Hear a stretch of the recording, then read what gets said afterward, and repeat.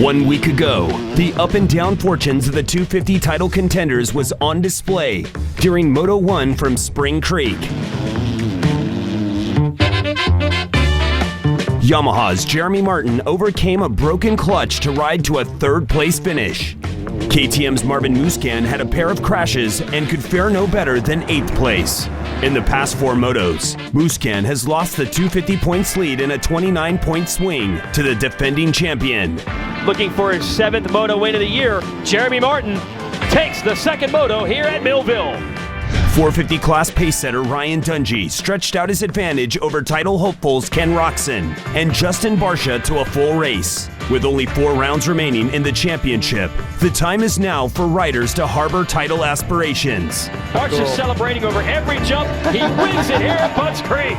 Ken Roczen wins the moto here at Muddy Creek. He continues to rebuild his program. Round 9 of the Lucas Oil Pro Motocross Championship rolls into the Pacific Northwest. Live on MAV TV.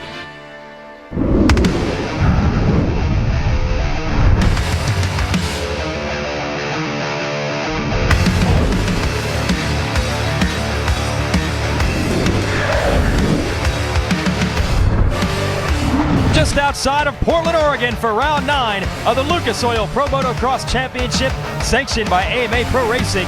It's the Peterson Cat Washougal National. Hello everyone, Jason Wigan and multi-time motocross and supercross champion Grant Langston here. When you come to the Pacific Northwest, kind of expect to talk about rain, and that's exactly what we have today. Just a little drizzle right now live on MAV TV. We'll see how it turns out as far as the motos are concerned. There are other stories we're following though. First, Ryan Dungey regaining control of this championship last week, his home track in Minnesota, his first 1-1 sweep of the year, 3rd overall victory of the season for Dungey. Cooper Webb got his first victory of the year. The 250 rider on the Yamaha edged out his teammate Jeremy Martin to upset Martin at his home event. And Martin taking some revenge out this morning. He is your Bud Light fast qualifier by a large distance in the 250 class. And welcome back to the top of the board for Ken Roczen, your defending champion, who was Bud Light fastest qualifier award winner in the 450s earlier today. So Grant, when we come to Washougal, they always talk about how great the track looks, but how slippery it is to ride, and now we're throwing some rain into the mix. So what's it going to be like today? I think that's a great question. It's going to be a combination. They fluffed the track up a little bit, meaning they've got some of this looser dirt back up. It's holding the moisture great, but underneath there's that shale base, and it is going to get slick. Throttle control is going to be very important. Not to mention, good to see Ken Roczen looking a little bit refreshed. You know, last race looked a little bit off the ball, and then of course, number 25, Marvin Musquin, he has to regain some points on Jeremy Martin, who does look fast. So curious to see how this goes today. Ryan Dungey might not be his home race, but he has won here 6 of the last 7 times he's entered, going for the all-time mark of 7 total career wins today. Let's see how he does. But first, let's send it to Georgia Lindsay at the GoPro starting gate. Well, it has started to pour down here on the start line at Washougal. Cooper, first off, with weather conditions like that, the start is going to be key. It's going to be slippery. How are you going to tackle it here? It's very slick out, so just like you said, the start's going to be really important. The start's really slick though, so we'll see. It's going to be a tricky. This place is already slick to begin with, so adding this rain is going to make it, like we say in the South, it's like horse poop. So we'll see how it ends up. And obviously we're coming off an overall win at Millville. If you had come into the season fully healthy and been able to, be riding every single race, do you think you would have had a shot of taking this overall championship? I mean, it's easy to say that from here, but Jeremy and Musquin are riding really good. But I would like to say I would have an honest shot.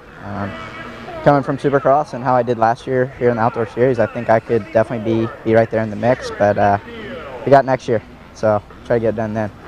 Best of luck. Thanks, Coop. All right, and thank you, Georgia. Yes, 250 Moto 1 coming your way first here on MAV TV. And we got a return to action for some riders, including the 200, Arno Tonis. We'll see how he does. The Lucas Oil Pro Motocross.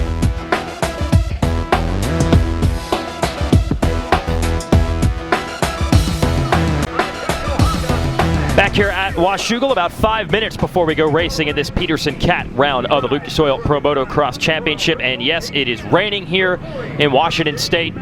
Rainy, as it says. Said about a 60% chance of precipitation, and that's pretty much been dead on. Here's Kawasaki track map. Looks a lot drier in the drawings. Looks great in the drawings, but it's going to be a little slicker than that.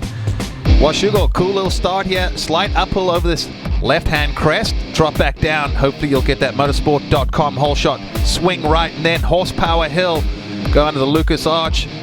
On these 250s, everything they got, come over that crest. It's going to get slick down here. You make a left through these rollers, then off this drop-off into this tight turn where the ruts get really deep. Then you start climbing back up.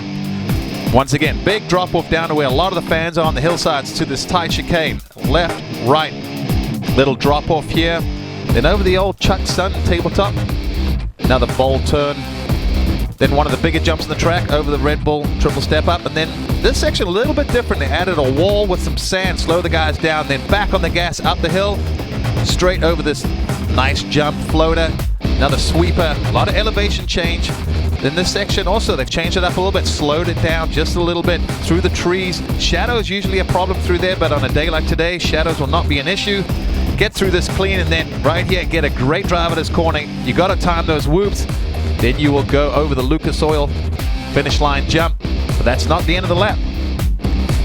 And that's Washougal. This kid knows his way around. A Oregon native, Justin Hill. Only raced 4 times this year with a lot of injuries, but he feels, though, that this team he's on, Red Bull KTM, is the perfect low-pressure environment to work for as he tries to work his way back. The KTM team right now is doing great just because of the intelligence of the team. Everybody just works really hard to develop the bikes and make sure the riders happy. So they work really well together, and there's no tension. You know, it's a fun thing for them to try to do good and have the best equipment. One of the benefits of riding for the Red Bull KTM team is having championship caliber teammates Marvin Musquin and Ryan Dungey. And they're nice and comfortable, so you know we can learn from what they're doing, kind of test track wise, and how everybody fits in. But it was a really easy fit for us. You know, everybody's really welcoming at KTM. You know, it's described more as a family. You know, so when we came here, it was great. You know, we were treated really well and continue to be to this day. And Hill's got it lined out. Justin Hill. How about Roger DaCosta? He's got to just be smiling from ear to ear right now. His boys are 1 and 2. A major advantage of our bikes, I believe, this year is the power. Definitely the chassis. We went from something that was a lot stable to something that's still stable, but a little bit more nimble, a little bit more maneuverable. So we've made huge strides towards engine and chassis, and I think it's the best thing out there. Justin's brother Josh preceded him in the pro ranks. His big brother is a resource that he leans on to this day. He was always a mental side guy. You know, he's taught me, you know, recently a lot about that. You know, that it's all mind over matter, and he's helped me with that. I've always been the opposite. I've always been like, oh, you know, you take care of yourself physically and you're set. I never really truly believed that it was a huge mental game, and I'm starting to realize that it is more and more as I get older. So he's helped me a lot with that, and also, you know, just learning from his mistakes. You know, too. It's an advantage for me. It's kind of, you know, bad as that sounds, but it's true. You know, I can learn from his mistakes and try to change that up in my own career. And Hill, rough go of it last weekend, said that this is the place that he knows he can bounce back. Let's give you the GoPro track preview. You got the Hero 4 cam from practice earlier today, Grant. Yeah, on board with Jesse Nelson going up Horsepower Hill. Listen to these motorcycles screaming up the hill. Right behind Christian Craig. This is where they come through the rollers at the top part of the track. Little drop off down here. Want to land that sweet spot, get on the brakes. It's going to get slick and choppy, and these ruts will get deeper and deeper as the day goes on. They're going to have to search for some different lines. And then this section, I don't think it's changed since I could ever remember. Dropping back off down to where the fans are. Tight chicane. Hey, so KTM keys to the moto seems to be a constant theme here, traction. Yes, slick track. You got to be really good with the throttle today, especially with this rain coming down, and you got to stay on the bike. You don't want muddy gloves or muddy grips. And of course, for Marvin Musquin, it's time. You need some points. It's been a couple rough rounds. He's lost some points to Jeremy Martin. Martin's got a lead. This is a track that could really work in Musquin's favor, but Martin looked really good in qualifying. 30-second card is up, brought to you by Fly Racing. Yes, last year Muscan won both motos and was the fastest qualifier. Had everyone thinking this is his track, but earlier in practice today, Jeremy Martin got the jump on Muscan and everyone else in both sessions. So we'll see if the champ with that red number 1 on the Yamalume Star Racing Yamaha can win again, or if Muscan can start turning the tide back in his favor on the Red Bull KTM. Oh, a lot of wheel spin for some riders out of that gate. Another good jump by one of the Honda riders. That's Christian Craig in the 68. Can he hold it? Yes, Geico Honda up front with the motorsport.com whole shot. Cooper Webb on the 17 and RJ Hampshire on the 80 with him as we head up Horsepower Hill, and it is all sorts of slippery. Yeah, you can see these riders really want to get to the front as soon as possible. Look at that. Just right in the middle of it. Webb sitting in third place. You can barely even recognize him already. Christian Craig looks nice and clean. He's going to want to hold on that lead. This is one of those races where we talk about patience is not going to be in the vocabulary. No one wants to sit behind and get roosted, and that mud is flinging everywhere, and it is pretty sticky. And I did not see Jeremy Martin anywhere with this lead group, although it's going to be hard to tell who's who considering how muddy they are. But right now, Craig in the lead. Then it is Webb and Muscan. This is the jump Muscan needed to at least start in front of Martin, and now it's all in his hands. Good start there for Mitchell Oldenburg. 52, trying to get around the 80 of Hampshire. Here's that section you were talking about. They made some changes after this jump. Oh, coming up short big time is the 80 of Hampshire. There's that little wall that they added in this year. Threw a little bit of sand through there and then straight back onto this Washougal dirt. That's going to be a little slick underneath. These riders right now in a tough position, trying to gain as much track position as well as make as many passes as they can in these opening laps. But you also see them taking the hand off at every opportunity, pulling those roll-offs. Vision going to become a problem. And is that Tonus? Yeah, that is Tonus, and that's another rider down. That's Dakota Alex, and that's going up the track. So he's way off to the side. Alex on the Orange Brigade KTM. Tough break for him. And I guarantee you, by the way, his gloves are covered in mud too, so it is going to be tough. Green flag flying. That is for Craig, our leader, and he is the only clean bike and rider on the track. Webb in second, this Muscan in third. Oh, someone flew off the track as well. Yeah, Tonus, the green fender you saw coming through. First race ever in the United States in motocross for him. And way to start it out in the top 5. And I think we have found Martin. No, Jeremy Martin is 13th. So watch your teammates battling. 16, Zach Osborne, Rockstar Husqvarna, and welcome back. The rider right behind him, second in your screen. First race of the year for Martin Davalos on the 47. He has been out with a bout with Epstein-Barr. Hasn't actually raced outdoors since the end of 2013. So good to see Marty back with us. And right behind him, the number 1 of Martin. So Martin just outside of the top 10 right now. Jeremy Martin at the start, he would have wanted, like you said, Jason, just sitting there in 13th place right now. But if there's one thing this youngster has shown us in the past year and a half at least, it's going to take a lot more than this to really rattle him. You see him pulling the tear-offs. I mean, at times it looks like these guys aren't even really pushing, but they're just trying to avoid the roost and stay on 2 wheels as well as making some progress. Well done, by the way, for Christian Craig to lead this thing up front as you're watching Martin try to figure out how to make passes while also avoiding the puddles, the mud, the roost of the riders in front of him. And he's got the gaggle of Husqvarna. It's not going to be easy to pass them when they're side by side around most of this track. Oh, look at this. Tries to get to the inside. As Plessinger, his teammate, 157. And Plessinger actually passes Davalos while avoiding getting passed by Martin. And look at this goggle change. I think that'd be Nick Gaines. Can't see the number, but I'm pretty sure that's him. Oh, he puts early in the race. Already have to do it. Yeah, another pair of goggles, but they were tear-offs. And the problem with the rain is you go through those tear-offs really quickly, because even if there's no one in front of you roosting you, just from the rain, you have to pull those probably several times a lap the way the rain's coming down right now. Like I said, it's not raining heavily, but it's raining just enough to be a nuisance to these riders, especially as far as their vision is concerned. Marvin Muscan, you're watching him here in third place, 19 points behind Jeremy Martin in the series. You can make up ground, though, in a hurry when you have a moto going your way like this. Third place, I'm sure he'd like to be up front, but 9 positions ahead of Martin. So he'd make up most of that 19-point gap right now if the race ended like this. But look at the clock on the upper right of your screen. We have a long way to go, 25 minutes and then 2 more laps. How about Oldenburg? Having a stellar ride. He's already ditched his goggles and he's hanging on Muscat. He's actually really close. So running a fantastic pace there for Oldenburg, keeping up with one of the superstars in this class. But he's going to have to go 25 minutes and 2 laps without goggles. That is going to be difficult. Musquin working the high line in that corner, trying to find some fresh and dry terrain. Webb and Craig have slipped away from Musquin right now. Barely see them up ahead. Craig's got a 6-second lead already. Wow. And we've done 2 laps. And I know in these conditions, times do seem to spread out a little bit more. But wow, what an opening couple laps for Christian Craig.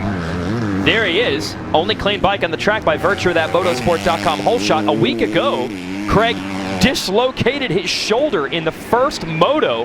And here he is back leading 7 days later. Georgia, what do you hear on the 68?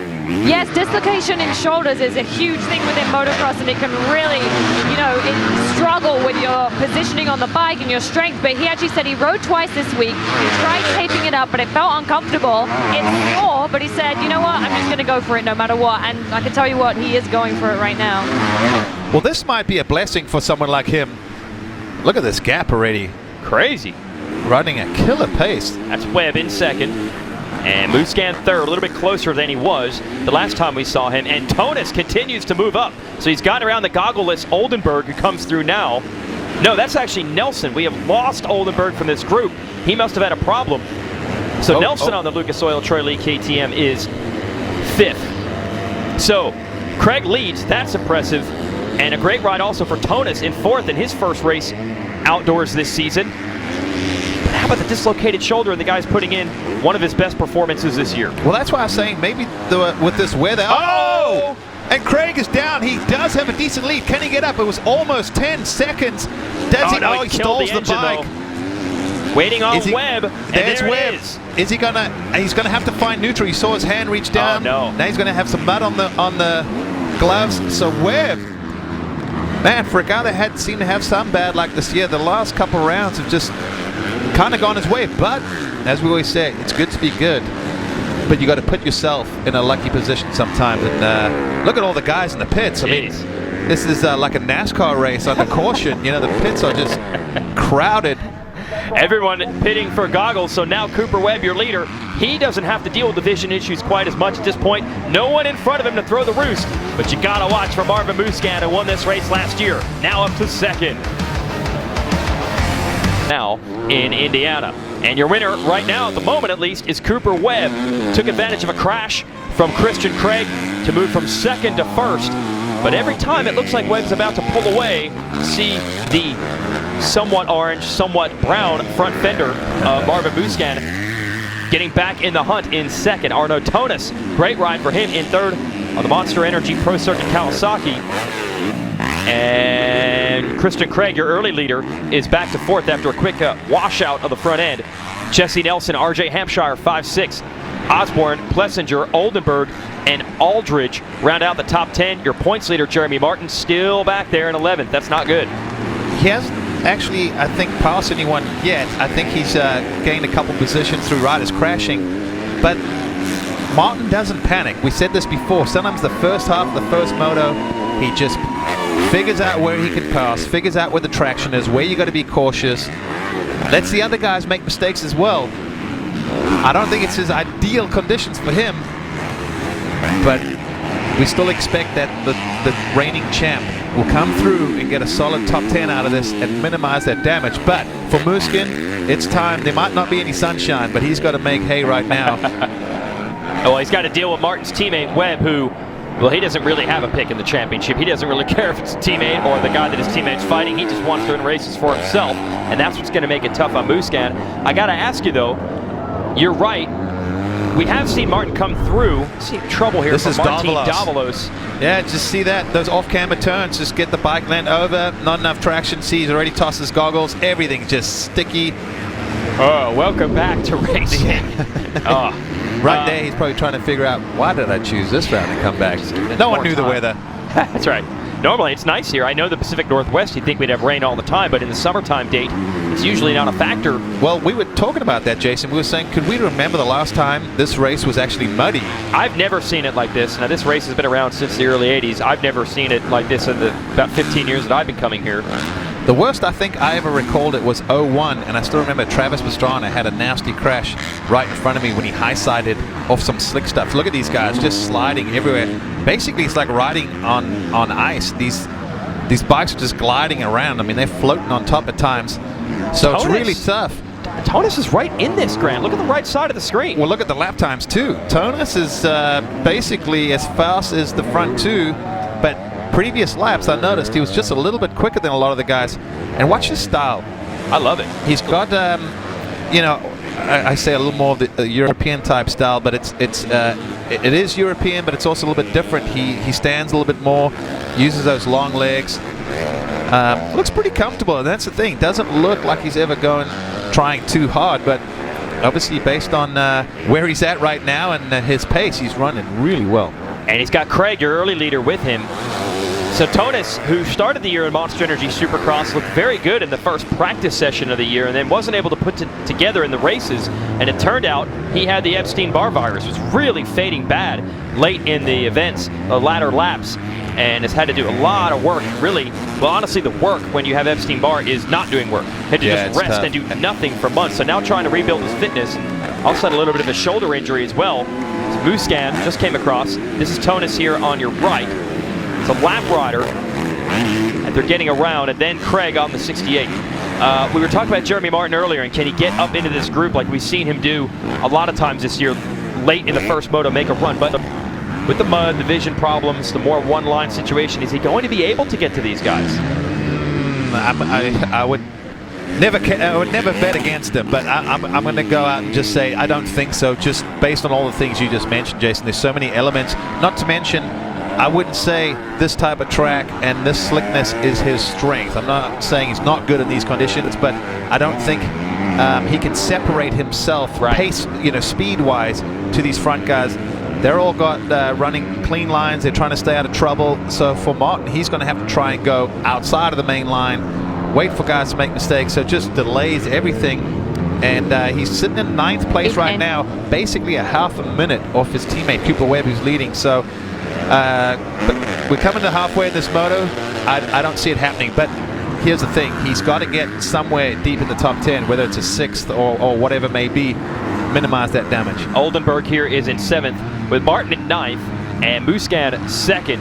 That'd be a 10-point difference between the two of them. Ryder down. I'm not sure if he's in the lead lap or not. Yeah, timing and scoring is going to become our best friend right now, because it's really hard to identify these guys. Sometimes we can identify them by their riding style or even the gear or bike color, but even that's getting harder as it goes deeper into the moto. Well, we don't have to hang on for much longer. We're halfway through, 15 minutes down, 15 minutes to go, and in 15 minutes you could save 15% or more on your insurance with Geico. Here is Hampshire on the Geico Honda in 8th, and just behind him a gaggle of lap riders and one rider on the lead lap. That's Jeremy Martin. So watch the next rider behind him here. That's Martin, 9th place. So he's got some ground to make up.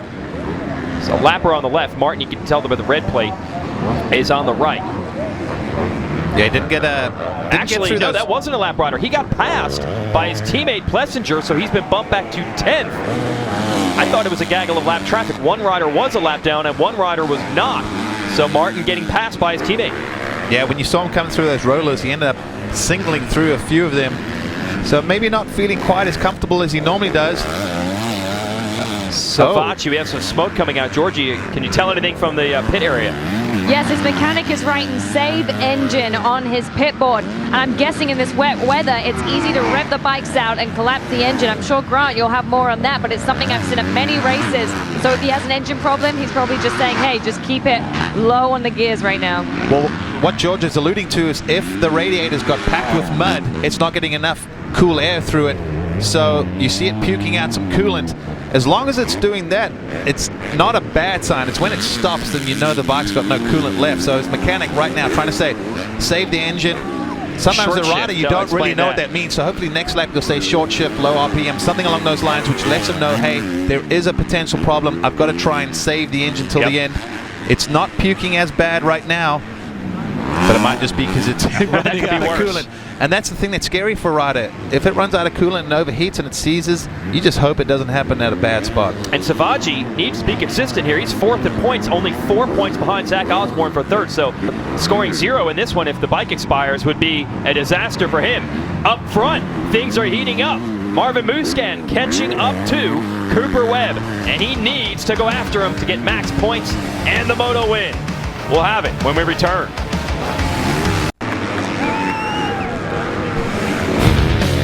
MAV TV brings it to you live, the King of the Cage on Rumble River. It's a middleweight world title match, 9 months in the making. Matt Gable's taking his shot at champion Daniel Hernandez, plus the return of Chris Galinsky and Danny Black live August 1st, 9 Eastern, right here on MAV TV. Cooper Webb continues to lead here. Lucas Oil Pro Motocross Championship. Ooh, feet off the pegs. A lap ago in this section, Marvin Musquin was right behind him, but then Musquin made a mistake, and you see he's pretty far back, distance-wise, still in 2nd place, but Webb back in control. Last lap you see there, 2:37. Fastest lap time, 2:34. So surprisingly, not a ton of drop-off in lap times. 3 seconds on a dry day is a decent amount, but in the mud, especially when it's raining, not that big a difference. But Musquin's still there. I'm just curious to see who can hold on their goggles the longest. Look at Tonus. Like you said, Jason, he's just been creeping. And in fact, on the last lap, well, not the one they just did, but the one prior, he was the fastest guy on the track at a 2:38. That last lap time, Webb 2:39, Musquin 2:41. So like you said, Jason, losing a couple seconds there.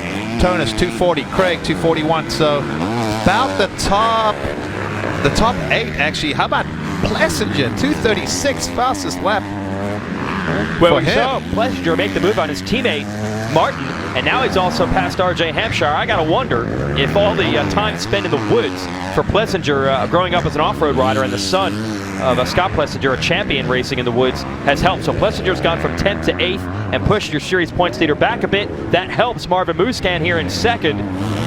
And I see some of the coolant overflowing out of Musquin's KTM as well. And that's, you know, you're going to see that sometimes, especially in these kind of conditions. It's not that big a deal, you know, compared to when you saw Savachi's bike earlier. You knew that was a big deal. Here we're back with our leader, Musquin there, still in striking distance. He's one small mistake from Cooper Webb away from shutting that gap down. See the goggles on the handlebars. We still have 8 minutes plus 2 laps.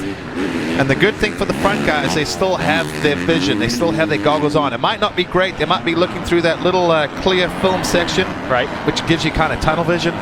But trust me, it's a lot better than roost in your eyes and rain, because anyone trying to ride it, stick your head out of the window when it's raining in your car doing 55 down the freeway and see how it stings your eyes. And it's kind of the same thing, you know, believe it or not, these guys do hit freeway type speeds on this track. Looking at Christian Craig here, still the cleanest bike on the track. When he goes down, he gets it dirty again. Man. It was a crash like that in a left-hand turn that cost him a lead earlier. Quick pickup of the Geico Honda this time, and doesn't lose any positions.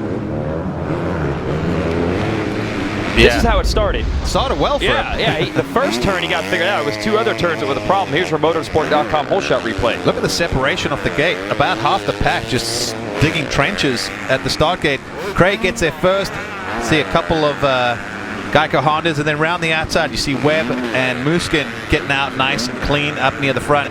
Where is Martin in this mix? I'm curious to see. I never found him. I never saw him. He's got to be somewhere in the middle of the pack. Look for that red background. Man, that is tough to tell, but trust me, folks, he's somewhere in there. Well, not what he wanted. Now, up to 9th now is your series leader as Webb continues to lead. So Webb started 3rd, got into 2nd, and then when Craig, who got the whole shot, went down, took over the number 1 spot. There is Webb. Another pull out of the roll-offs with Musquin right behind. Now you look at the lap times again, just yo-yo effect. All of a sudden, Cooper Webb, 2:41. Musquin, 2:38. Fastest guy on the track. Tonus at 2:43. So Tonus, who just caught up to Musquin, now loses 5 seconds. So just shows you it's really, really hard not to make mistakes. And that's why we said a lot of times it's not always the fastest guy. It's just about being consistent and cutting out major mistakes, especially like hitting the deck and stalling the bike, because that takes forever. You got to find neutral on these 4 strokes, find dead center, as they call it, get that sweet spot, kick it.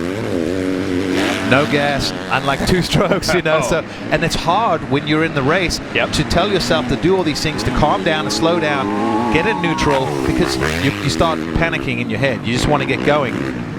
Yeah, they call it the drill. You got to do it just right to get these 4-strokes lit, especially when they're hot.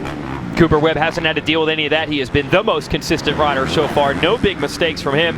And he's got a lead of about 3 seconds on Musquin, Tonis, Craig, Nelson, your top 5. Osborne 6th, Plessinger now 7th, ahead of Oldenburg. Jeremy Martin 9th, and RJ Hampshire is 10th. These riders are heroes for going out in these conditions, but let's salute the fans here as well. In the Pacific Northwest, they're used to some rain, and they're still having a good time despite some harsh conditions.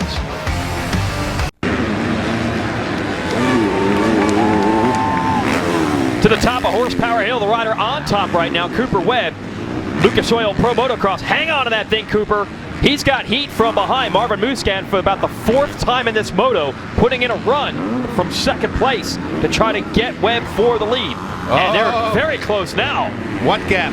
There isn't one. Like I said, Musquin has got the eye of the tiger right now. You can tell he looks committed. Watch this, they're going to split lanes. Musquin likes to go to this outside, but then it gives him the inside on the next turn. Let's see how this pans out.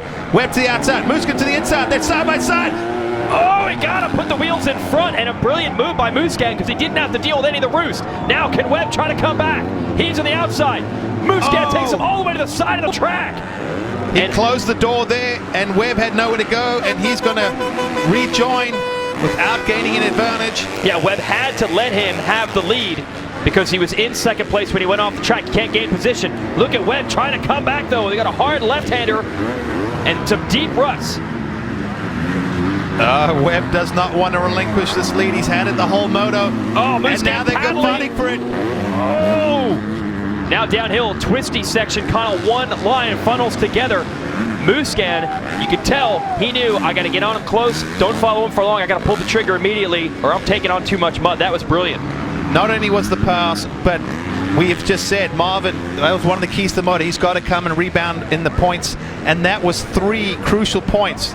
Got to remember, there's a 3-point difference between 1st and 2nd, 2 from 2nd to 6th, and then 1 after that. And look at this, Marvin starting to pick it up. And this is what champions do. When it's crunch time, we knew he had to have a great day. He rode a fantastic race so far, and guess what? With a minute 22 plus 2 laps, he's now found himself in the lead. Exactly what he would have hoped. Now he's just got to hold on to it and gain maximum points, because look at Martin. He's still sitting in 9th place. That will cut that 17-point lead down dramatically. And I just love that, with vision being such an issue, being behind someone, that he's chose the one section of the track that is a split lane to try to make that pass, so he didn't have to take on any roost when he was close to Webb. There's his wife, Mathilde, running from one part of the track to the other, cheering her husband on. And with Jeremy Martin just buried back in 9th, hasn't really made up much ground. Musquin, I believe, going to gain about 13 points. You can see how the point system works. You get 25 for a win, 22 for 2nd, and then after the 16 for 5th, you get 1 point less all the way back to 20th. So you're looking at about 12 points will be scored by Martin, who's in 9th at the moment. It'll be 25 scored by Musquin. So 13 points out of a 19-point lead. That's a big cut. Let's have a look at this replay and see how Musquin got it done. Like we said, we saw him make a pass here earlier. I had a feeling you can't follow in the mud. So Marvin takes the other option, goes in there. You see this outside right where Webb is, it's got that little hook in it. It was just enough to slow him down, and Marvin knew all I got to do is get across him, because Webb had a bit of a better run coming out of that corner. Takes the line away. Webb has to roll off briefly. Doesn't give up. Tries to go the long way around, but Marvin does a smart thing again. Takes the line away at the exit. Webb has to find an alternate route, but I think it gave him a quick second just to wipe some mud off his goggles and probably his nose and mouth and face. And I think that was the difference. After they came across the finish line area, Webb had to slow again to work the vision, and that has allowed Musquin to get away. So the Frenchman biding his time. Dare I call him the crafty Frenchman. Wait a minute, though. Look at this. Webb is back on a charge. Where did that speed come from? At the beginning of that straightaway, we didn't even see him, and now he's right there. I guess he got the goggles cleared back up. Well, it's almost like he picked it up and didn't want to, give up on the lead. And then I think Marvin just had a brief time there where he was cleaning his goggles. And here we go. 2-lap card comes out. Muskin's got rid of the goggles, and that's probably what's also hurting him. Look at that, Jason. He had to toss him, but so did Webb. All these guys have run out of vision. Watch this. This is when Muskin slows down, because right here, he's run out of roll-offs. He's packed with mud. He can't see right now, and the safest thing to do, adios, baby. That's the wipe. And then shortly after that, he says, all right, this ain't going to get it done. Wow. Okay, so they both had a motocross version of a pit stop where they had to slow a bit to, there it is, rip the goggles off, and that's part of the reason Webb was able to close up. But hey, Musquin pulled away because Webb was slowing, I think, to remove his. And this isn't a commentary on the goggles themselves. The fact that they even made it 30 minutes into this moto in these conditions is a compliment. Hard to get all the way to the end, especially when you're battling as these guys are. I wouldn't want to be a goggle prep guy today, because no matter how good a job you're doing, it's not good enough. Going to the riders. Exactly. Okay, so Musquin with a lap and a half to go needs this moto win in the worst way to score maximum points. And Cooper Webb, we've been calling him the spoiler, has the opportunity to be that again. Webb is just salty, man. He does not like seeing other guys beat him. Doesn't matter what the scenario is or the track conditions. And he's been aggressive here this last lap or so to try to get back to Musquin. Tonis still third, Craig fourth, Osborne up to fifth, and Plessinger was fifth at one point. He was really on a rail, but he must have went down. Plessinger recently running a 2:51 lap. Oh, Webb still in the picture. It was just kind of weird at that angle to see them in the same screen side by side, but it was more of an illusion. But Webb is just relentless. You gotta love this guy's tenacity. He just does not roll over, does not give up. Look, they're still tripling that Red Bull jump in the middle there. And that's tough. I mean, it's pretty tough in the drive for any rider, and these guys doing it in the ruts, in the rain with ruts, feet off the pegs at time. But it shows you how badly they want it, and you can see how they've separated themselves from Tonis. These guys have picked it up. They're back in the 37s and 38s. Everyone else in the 40s. In fact, Osborne, another guy in the 30s, he's up to fifth now. So Zach Osborne's slowly been creeping up that leaderboard. Well, yeah, these are the riders that have been able to sustain it. Like I was saying, Plessinger was the fastest rider on the track for a while, running 2:37s, but then he ran a 2:51 after a crash. And now they're in lap traffic. Lap traffic coming to the white flag. Look at them fan out. Musquin is off the track. This is Webb's shot. Try to get to him. Can't quite make it happen, but he's right wheel there. to wheel. What's he going to do? He goes to the inside. Oh, got to be careful down here. It's pretty slick. Manages to keep it on two wheels, but can't make the pass. Webb going to try again. And you know that Musquin can hear him. And if you're Webb, you're just having to try and stay out of that roost too. Or, if he has to follow, he's turning that head down so the visor will spray it off. Listen to them, just absolutely on the rev limiter. Unbelievable. In a mud race, you don't normally get handlebar to handlebar action, but half a lap to go. Both these guys giving it all they've got. And the engine on the KTM is as well, with more steam coming out. I don't think that's an issue, though, with only half a lap to go. Just look at those last lap times. Musquin, 2:31, his fastest lap of the race. Cooper Webb, 2:31 flat, his fastest lap. Third place, Tonis. Webb's got him on the inside. Side by side, up Horsepower Hill. And Musquin able to clear him again. It's going to go all the way to the side of the track to get the wheels in front. Well, something else that we just noticed. Inside, outside. Don't want to cut you off, but that's exactly what Webb's trying to do. No, Musquin's trying to cut off. Yeah, and Musquin able to cut him back off, and they've got to deal with lap traffic in the split lane. It's a lottery. Whoa, where do you go? Where do you go? Cooper. Outside to inside. Cooper trying to stay out of the deep ruts. And something else, Jason. I think the flagger actually missed giving these guys a white flag, so they may not be 100% sure. I mean, they should know, or in their minds they assume this is the last lap because their pit board probably confirmed that. But they didn't physically see that. But Musquin, look at these guys, scrubbing jumps.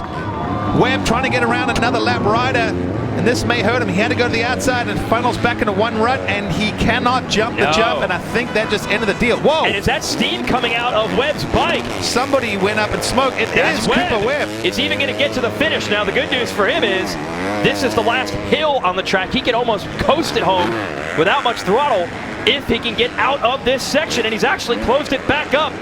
Despite the smoke.